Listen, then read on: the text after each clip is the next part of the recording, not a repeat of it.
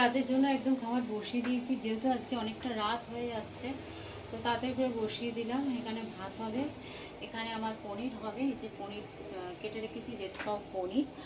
আর এখানে এই যে ভাতের চালটা ধুয়ে রেখেছি, আলুগুলোকে কাটবো। প্রথমে এই সাদা তেলে আমি বাদামটা দিয়ে যেহেতু করবো, বাদামগুলোকে ফ্রাই করে নেবো। ফ্রাই করে তুলে রেখে পনিরটাকে ফ্রাই করব। আজকে বাদামটা একটু কম আছে, ঠিক আছে, যেটুকু আছে হয়ে যাবে। তো এই হচ্ছে রাতের খাবার। আর বর্মশাইকে দিয়ে দেবো। আমি যেহেতু আজকে সোমবার নিরামিষ খাবো, পনিরটাই সাধারণত সোমবার দিন, সোমবার পনিরটাই করি। আর আজ গরমে না কিচ্ছু ভালো লাগছে না, রান্নাবান্না করতেও ইচ্ছা করছে না। যেহেতু সারাদিন আমি ভাত খাইনি, ওই জন্য রাত্রিবেলায় ভাত খাবো।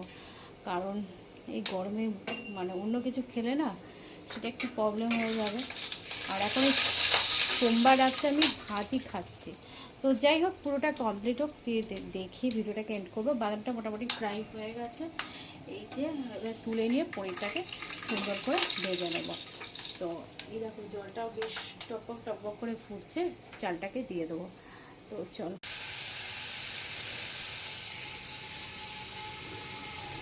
আলু ক্যাপসিকাম মোটামুটি ফ্রাই করা হয়ে গেছে। এরপরে টমেটো দেবো, টমেটো দিয়ে একটু জল দেবো, তারপর পনির দেবো।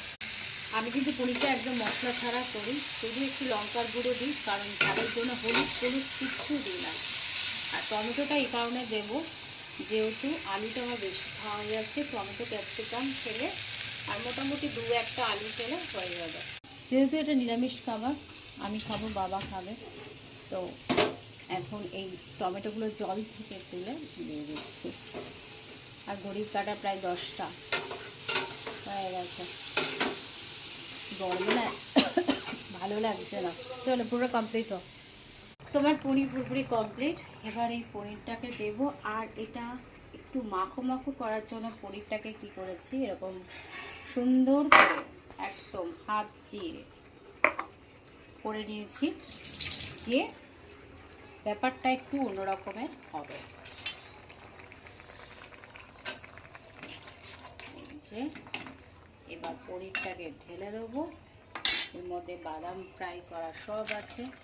বাদামটা মনে আজকে নরম হয়ে গেল, কিছু করার নেই। আজকে আমার একদম ইচ্ছা করছে না, আজকে একদম ইচ্ছা করছে না রান্না করতে।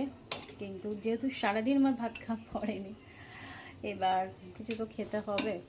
তো ওই হচ্ছে ব্যাপার। একদম আমি যখন রান্নাটা করি পনির একটু অল্প তেল দিয়েই করি। তো চলো এখনকার মতো ভিডিওটাকে এন্ড করি। ভিডিওটা ভালো লাগলে প্লিজ লাইক করো, কমেন্ট করো, শেয়ার করো, সাবস্ক্রাইব করতে ভুলো না। চলো এখনকার